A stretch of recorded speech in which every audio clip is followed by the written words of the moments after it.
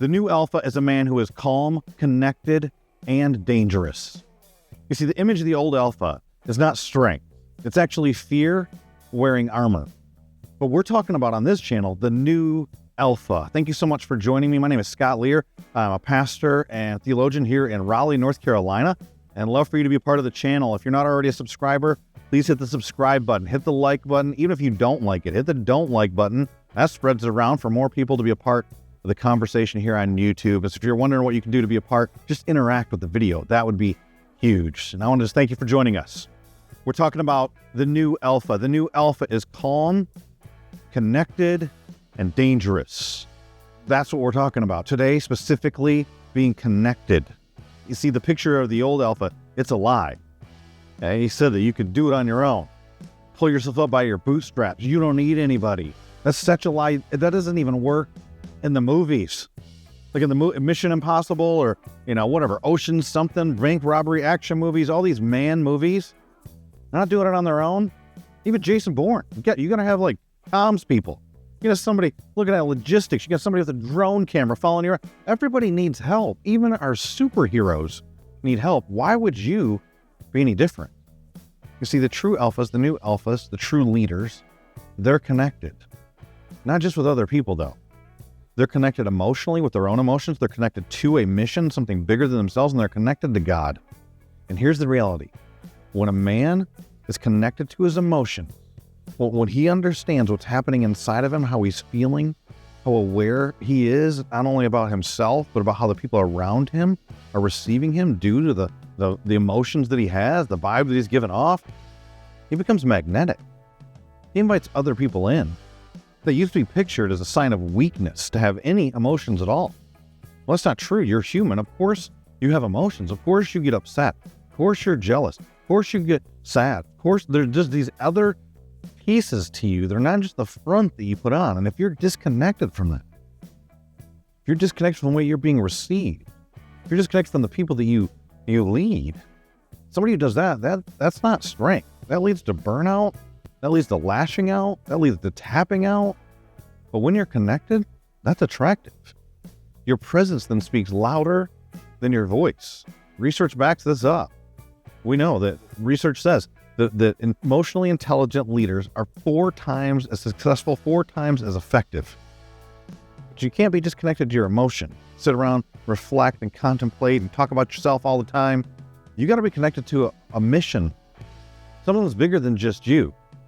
And it doesn't matter what your role is in that mission. You could be the Winston Churchill. You're the voice that puts the mission out there, that casts the vision for other people to get attached to. You could be the frontline soldier in the war. You're a doer. You get things done. You produce. Or you could be somebody that's taking care of other people. You're back at the tent when somebody else gets injured. You're helping them out. Or you're the janitor that cleans up. Or you're the person that thinks through the logistics. You're the guy who drives the drone. There's all these different pieces. But if you're doing it on your own, your mission's ultimately about you. That's so shallow, so hollow, so small. You've got to be connected to a mission that's bigger than you, that gives you a purpose.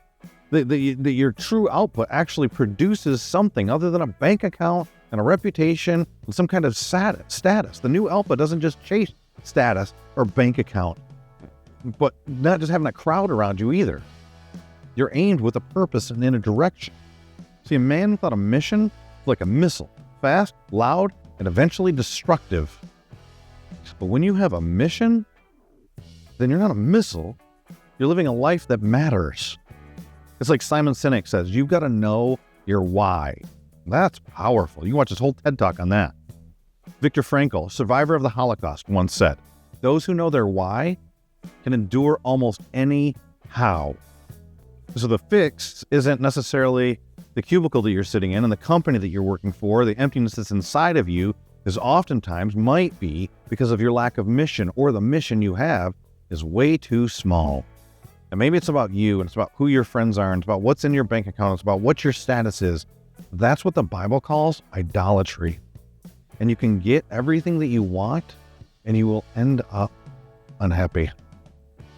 Studies show that those who live on purpose, there's a Stanford study, those who live on mission, they live 7 times longer. But as followers of Christ, you know that we're not looking for length of days. God's already appointed for us each one of our days. And at the end of that comes judgment. but we want to make them the most of the days that we have here. That same study, it was actually on longevity, said that the people who had a mission actually experienced life satisfaction. So you got something itching inside of you and you feel like life hasn't gone the way that you wanted, and you're looking at the circumstances and you're thinking if you just got a different house or a different spouse or a different whatever it was, maybe it's your lack of mission. That's the reason why there's an emptiness inside. And let's be real, you can have mission, but without God, eventually the mission becomes about you again. And your status and your glory and your friends and who's around you and what you've accumulated, your legacy, a lot of times it's talked about. But the Bible calls us to an identity that's rooted in God. And when you have an identity that's rooted in God, and that is your foundation, that leads to a security where you become unshakable, unbound, actually free, and then unleashed on this world to be exactly who God designed you to be in spite of what anybody else thinks, regardless of people's responses, regardless of circumstances, your company, which cubicle you're in. You're anchored, you're centered in God and connected to Him, on mission for Him, sent out by Him. And the people who do that, world changers. Think about David. David, a perfect man by no stretch of the imagination.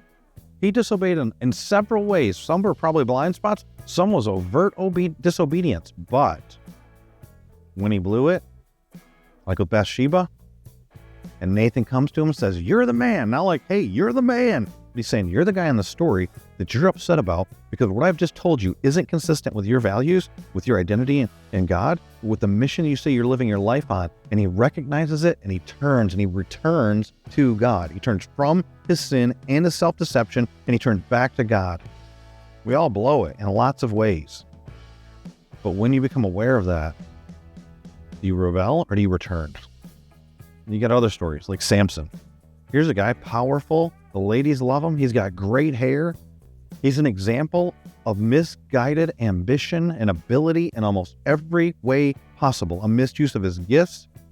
And he died in chains. Not unbound, literally bound. Not unleashed. Not unshakable. Read the story. He's a cautionary tale. One example of somebody who could have been a world changer, somebody who could have been a real leader, a true alpha, but because he was misguided like that missile, disaster. Here's what you have to understand. When you have a humility to be connected to God, your creator, who's given you his image to live inside of you, then to reflect as you create, as you communicate, as you do things that are consistent with who he's made you to be as his image bearer of his image. And people are going to see who God is looking at your life. Then you be who you've divinely been called to be. And of course, he wants you emotionally connected, but not just connected for the sake of knowing yourself better, but self-aware enough so that you can lead well the people around you and yourself, and connected to a mission and connected to him. Connected to him doesn't make you perfect, but it anchors your emotions, it anchors your missions, and it gives you a presence. Well, regardless of who says what, whether they say they're following God or not, and they've got an agenda for your life, you're unshakable. That God is your source of power, and that means you're connected as a real alpha. What do you think? Does that resonate with you? If so, hit the like button, hit the subscribe button, maybe share it with a brotherhood of men that you are connected to and you want to discuss it. Maybe I've left some stuff out. Put it in the comments. You want to be more like that? Put the statement "warrior up" in the comments. Let's be connected here as a community. And let's put together a group of men that aren't just growing stronger. We have a backbone. We don't want you to just get strong. We want you to get connected. So let's be connected with one another. Connected on this channel, connected with our emotions, connected to a mission, connected and rooted, all of it anchored in God. Until next time, live unleashed and on mission. I'll see you, friends.